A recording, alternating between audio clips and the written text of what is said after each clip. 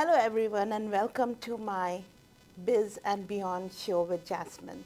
Today, we have a special guest, Jeff Slightham, who is a broker, manager, a broker of record, and also I consider him as a pre-con guru. All right. Wow. Yes. I like it. I like it. Thank you. So, thank you for My taking pleasure. this It's great to be here. Thanks for having me. So I just will ask you a few questions so that the viewers will know who you are. I Sure. know you very well. Yes. And thank you every time.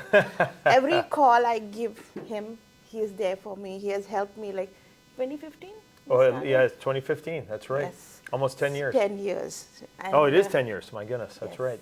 Wow. And thank you so my much pleasure. all the time. Like I always tell my husband, anytime I have an emergency, Jeff is the first one I call. Then I call the rest. You go down the line. Yes. I love it. You have always done Well, that. thank you. Thank you very much. So I just wanted to know, like, tell something about you, how you got into real estate and your background a little bit. Fabulous. Well, I come by it very honestly, where my family's been in real estate. My father started the business in 1965, and my brother, older brother, got in the business in the mid-90s, and then I started early 2000s, and just being around real estate, all aspects of it, really, on the commercial side, multifamily side, the resale side, and then more recently over the last 10 to 15 years on the pre-construction side.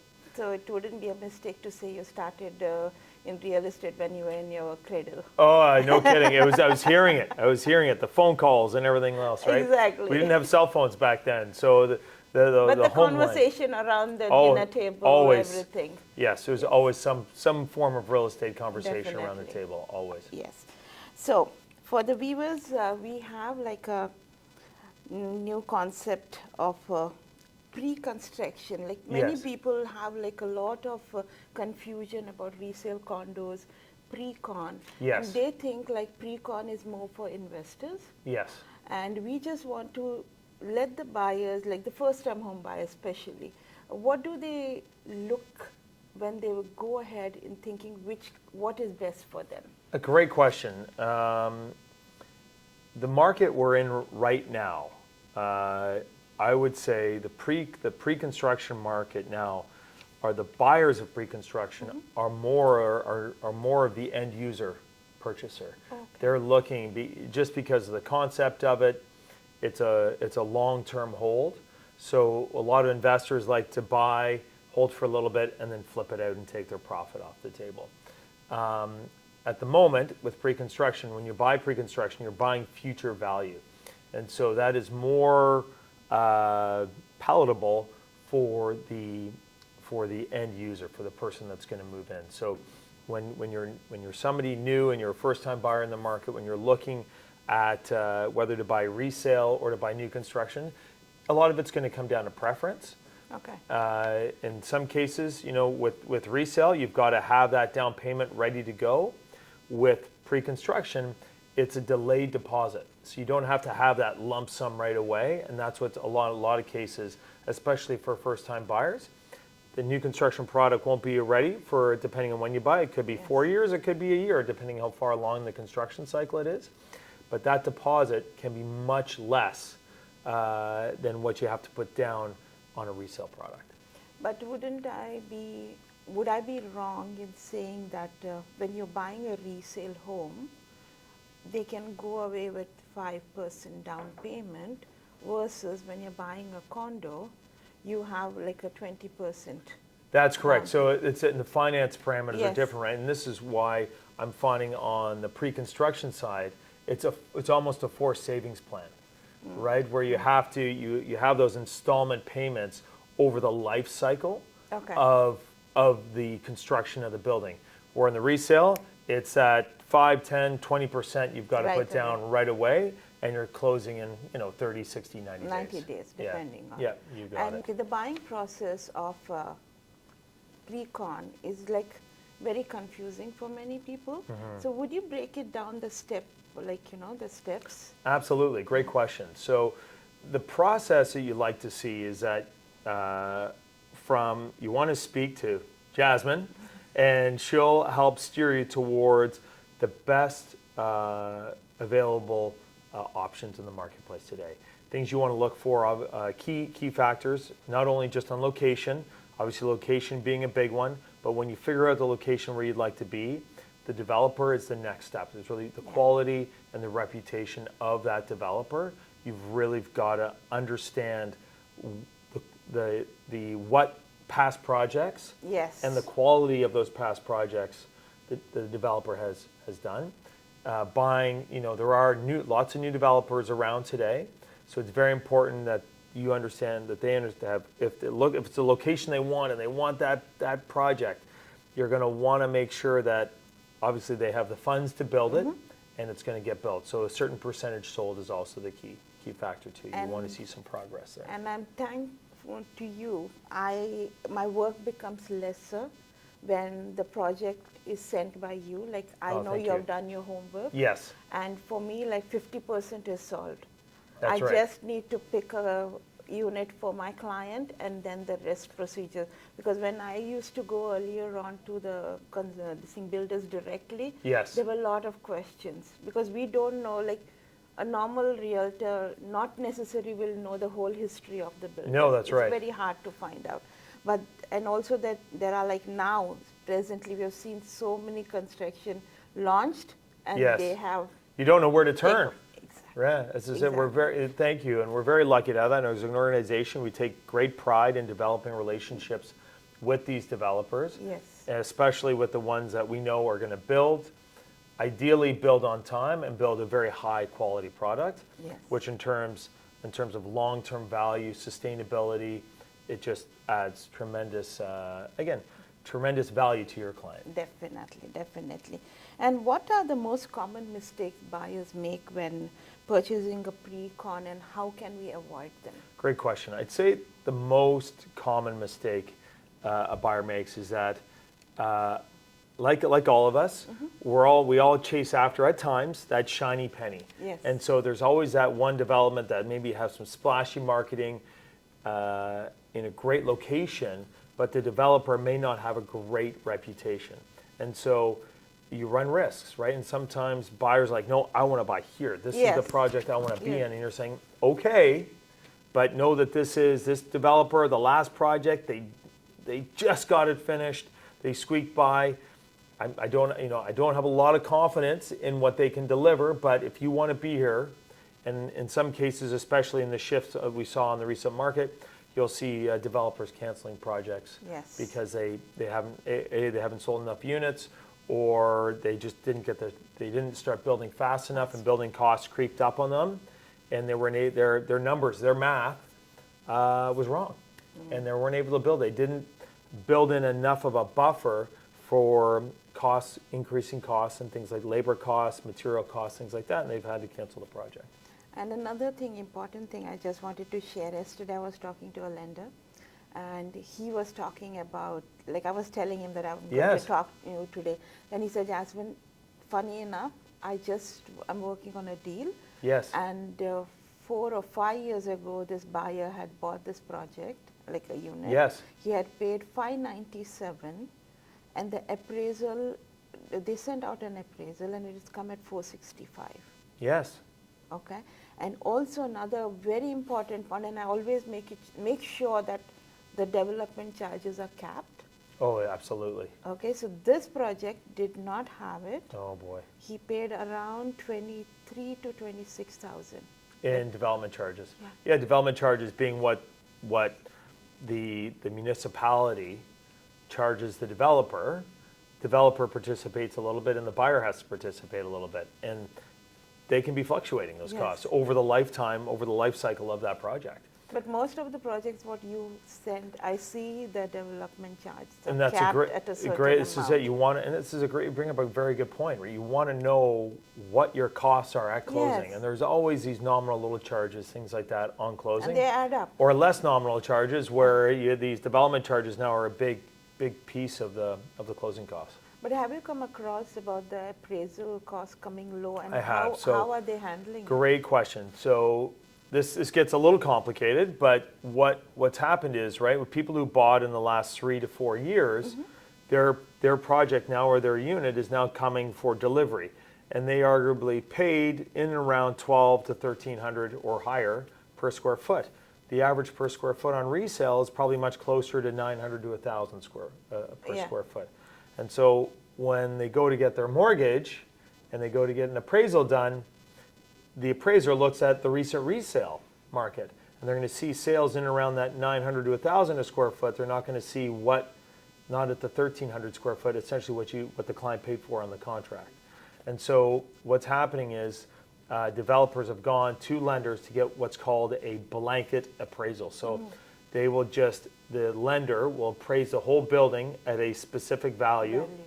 And so every unit is divided as such, and essentially it's being appraised at what the client paid for it.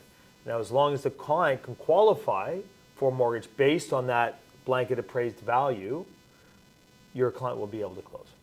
And another thing, between the square foot per square foot charge for resale and a square foot charges for condo, yes, would I be correct if I would say it's around 400 to 500 different? That it depends on the area and depends on location. Yeah, okay. I mean we're just using averages right now. So off the top of my head, I can tell you resale value right now is in around 900 to 950 a square foot. Pre-construction values on an average across the entire GTA and Hamilton region, you're seeing just over 1,100 a square foot. So it's about $200 to $300 per square foot. Okay, but that was when using the averages. Average, yeah, definitely. And are there any specific documents or clauses in the agreement or that the buyer has to be very careful of? Like the builders, like we have like 20 pages of contract. You've mentioned it already, and that's the big one of the capping of the development charges. You want to make sure it's a hard cap. A lot of times they'll have a clause in there saying the development charges are capped at $10,000.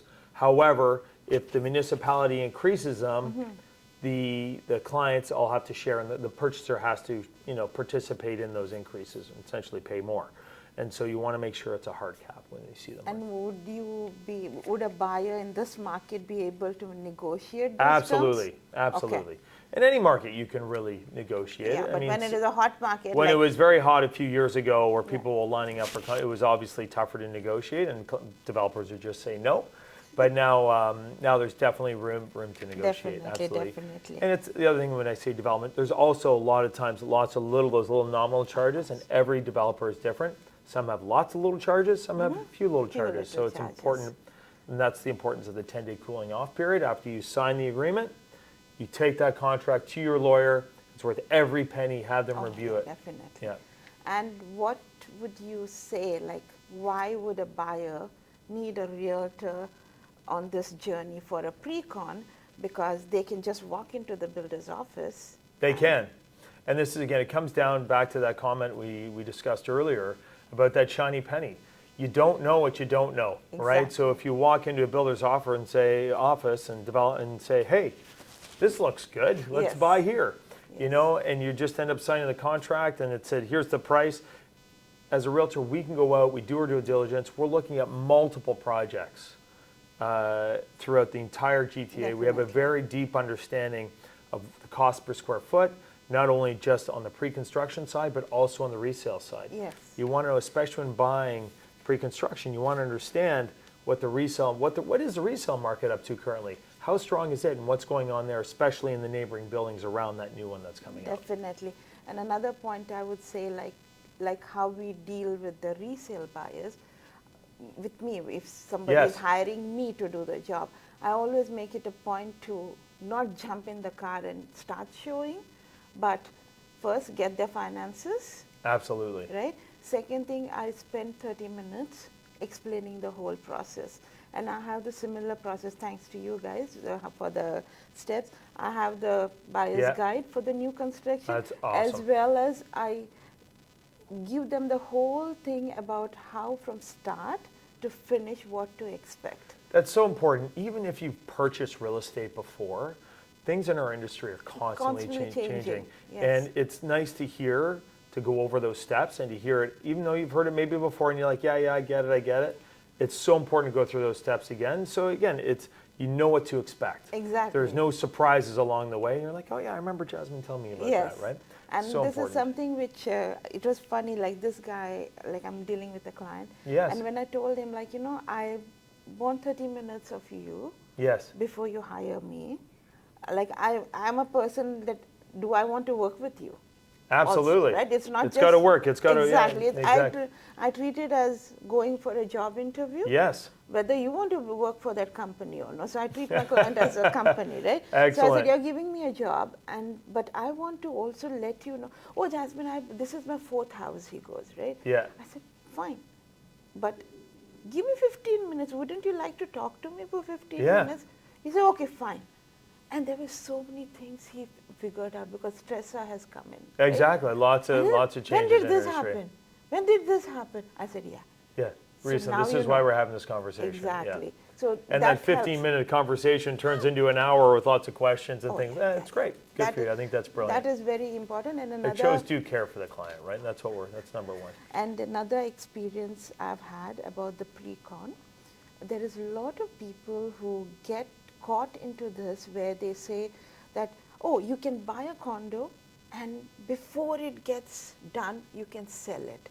But I've always made it a point that if you're thinking of investment, do you afford? Can you close it? Okay, you got to be able to right? close. And I agree. only those people I have taken on board. Yes. Anybody who speculates, no, Jasmine, before the closing, I will sell.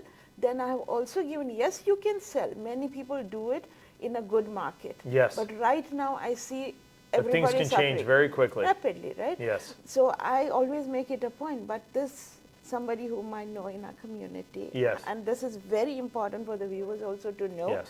that they got a call from a friend who just became a realtor, and they thought that they were helping her. So that realtor goes to their place Yes. and sells them a condo in their house, sells them a townhouse. Okay. Okay. They signed the paper. I don't know what documents they signed. She took a $10 check, goes and gives it to the developer. Yeah. And then they say only 10,000 you have to pay, and then we'll sell it for 50,000 or 100,000 Yeah, profit a year in or two from now. Yeah. Yeah. And this was a low-rise condo which builds faster. Yeah. In 2 months' time, they get a letter saying that we have not got your checks. We need these checks for the deposit. Nothing was explained to them, and they didn't have money. It's very sad. So they called me, and I said, listen, I can't do anything. Right? You've signed a contract. Exactly. And then their broker got involved, and I got my mortgage guy because they wanted a commitment letter. Of course. Right? The developers require them. So I got my mortgage guy involved, and we spoke, and then we prepped her up, and somehow, by God's grace, she got out of that condo project. Wow. And those builders were building a high-rise condo, which will take like a 5 years' time for Yes. them to even get the mortgage. Yes. By then, their son is going to be employed. Okay. So they moved to that.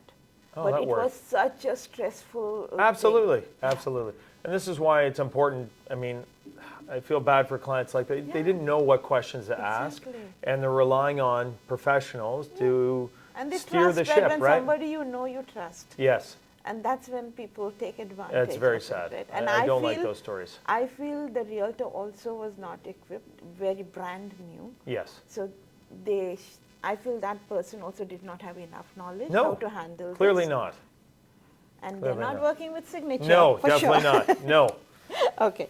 So let's talk about the market Sure. trend, what is Yes. happening.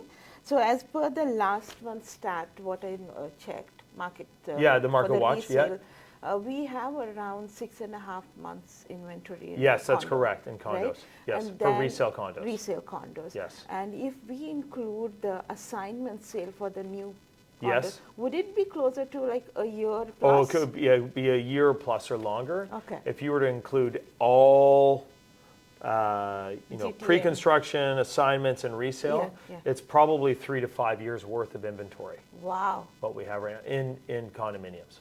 Okay. That's okay. everything. That's everything. Everything. So what I would want to know, like at this, when looking at this, Yes. is it a good time for investors to invest? Great question. So if I'm an investor today, where I would try to find deals per se, I would lean maybe a little more. I'd start on the resale side, I think right now is a great time to buy in terms of trying to time the market. Yeah. You can never time it, but you really want to really digest and really go out there and look at different projects and different buildings. The assignment market is great because you have clients, unfortunately, who cannot close or are just looking to get out of transactions. If the numbers make sense and you can get that, the numbers aligned, clients are willing to walk away or like from their deposits, which again gets that price per square foot down. If you can find new construction units almost at resale pricing. Oh, really? Right. So these are the deals you've got to be always looking out for. But where makes the most sense right now in terms of, I think in about 5 years' time, maybe more likely a lot less than that, you're going to see a real uptick in the condo market because all these units will get saturated. Although it says we're thinking about 5 years of inventory, they will get purchased up faster than that. And then all of a sudden those deliveries, because the way the new construction works, you've got to buy first and then the developer will build. So once they reach a certain threshold, approximately 70-80% sold, they can get their construction financing and then build. Well, they're not doing that right now, right? They're not getting those approvals. And so because they're not selling enough units. And so that probably won't happen until 2028. And so then we're playing catch up, right? So we're only delivering by 2028, 2029, the new construction deliveries will only be about 3,000 units in 1 year. Right this year, we're going to deliver over 30,000 units, if you can imagine. So 10 times, right? So if we can imagine in about 3 or 4 years' time, we're only going to be delivering about 3,500. That's not enough. Toronto, the Greater Toronto Area, Greater Toronto, almost has 100,000 people move here every year. We grow by 100,000 people. We're only delivering 3,000 new homes. It's not enough. So again, that throttle is gonna go hit pretty hard, I think, in about 24, 25. And again, I feel about 26, in 2026, 2027, you're gonna see the market tick up again. But so this is why now, when the waters are choppy and there's that uncertainty, to have that strength and mental fortitude to say, okay, now's the time to buy. And as long as you're a long-term holder. Yes. I myself am a long-term holder. Any real estate I've purchased, I've never sold. I've never sold it, still own it. And I will continue to do that. I will never sell any real estate I own. I'm not looking for that quick flip. Definitely. I'm always looking for that long-term because that's where you win. That's where you win. Definitely. And also, like I've seen, there's a drop in rentals. Why do you think it is happening? Like, is it like surplus? The rental rate has come off because of the number of units. So we had about 29,000 units delivered last year. We're going to have another 30,000 delivered this year. So it's almost like that perfect storm, right? So you have all these units being delivered, right? And so the rents are depressed. And so with all the supply and all the new units that are currently sitting for sale, it's going to put downward pressure on pricing, and hence why, talking about investors looking for these resale units, there's a real opportunity out there. And with the interest rates coming down? Yes, it starts to make more sense in terms of the rent that somebody pays and the mortgage and property tax, the expenses that go with owning a real estate. That gap between what you have to feed every month is starting to narrow down. Okay. And can you share any insight on how developers decide on pricing and what buyers can expect in terms of future appreciation? On new construction? New construction. So developers figure out pricing. So there's the land purchase, all the steps they got to go through to get the approval to build, which is upwards of $300,000 to $500,000 to go through that approval process. And then they do the math on all the material costs, labor costs, things like that as well. And then they have all their expenses with the city, development charges, all this kind of stuff. So their margins are quite small. Oh, really? So it's not as big as one might think. So their goal is in between probably 8 to 12% margin on any one project. Okay. And so then once they do the math on that, and that's why you're seeing a lot of developers of new construction pausing sites, things like that, because they can't build it ideally what they'd have to sell it for today. Because in order to generate enough sales. Definitely. So they say, no, we can't sell it for under $1,000 a square foot. We've got to wait till the market turns around and then we'll start to sell. That's simple. So now let's see what tips you can provide for my clients. Okay. Okay. Clients meaning the viewers. Yes, Yes, they they're have all to turn watching. into clients. Okay. So what advice would you give to someone considering their first pre-con purchase? Like what they need to? Good question. I think my advice is talk to Jasmine. Step one, talk to Jasmine. Step two would be to listen to Jasmine and then understand really the location and going into detail of why certain pockets are stronger than others. And to and as we understand those areas that are right for appreciation, right? Where we're seeing a huge regentrification of certain pockets all across the GTA and into Hamilton. So I think there's some great opportunities out there where you can find those great little niches where the market's going to turn. Any space or any specific areas, upcoming development that you would, you're excited about, or you've been like recently? Good question. The one I like is the Clove at Cloverdale Mall. Okay. It's a totally renewed master plan community there by Mattamy. It is going to be off the charts. It's just getting started. Another one, I'm a big fan of master plan communities because ideally you're buying early on in the project and they have many more buildings to build, so you ride that wave of appreciation. Okay. Because the way the builder's math works is they charge their price per square foot on the first building, ideally would be a lot less than the final building they build. So as long as you can get So how many like towers? Good question. Off the top of my head, it's going to be 6 or 7 towers at least. Okay. Yeah. Okay. And the one on Lakeshore here, by Tridal? Oh yes, Harbor Walk. Harbor Walk. Yeah. Harbor Walk, yes. So are there any new projects? There hasn't been any released. Okay. There's more coming, but yes, that's another great. I've been getting call on that project as well. Absolutely, it's a great location. Again, another massive planned community. Yes. Tridal being a phenomenal. So is it all Tridal? No, it's not. It's such a massive community. Not one developer could do the whole thing. Oh, okay.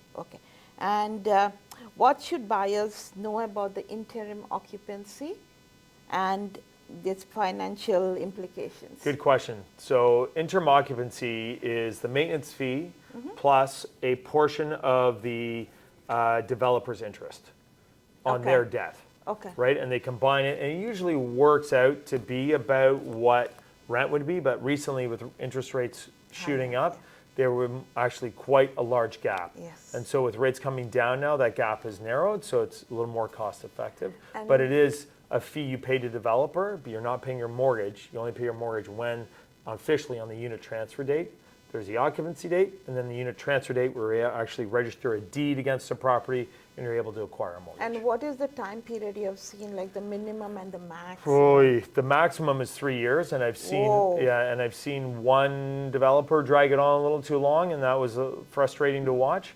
And then there's obviously can be some developers just literally close. There is no occupancy. You just close. Close directly. Okay. Anyways, thank you, Jeff. Oh, my pleasure. This was amazing. I know it's a lot of information. Yes. You got to speak to Jasmine. There's a lot of great opportunities out there. Please take advantage of all the information we have. And if you have any questions, I'm here to help. But Jasmine, thank you so much. Jasmine is the one to talk to. Thanks once again, and thank you for tuning into Biz and Beyond with Jasmine. And if you have any questions or any queries regarding the new projects, just send me a DM or comment below, and we'll be happy to reach out to you. Thank you. Love it. That's great. My pleasure. Well done. That was really good.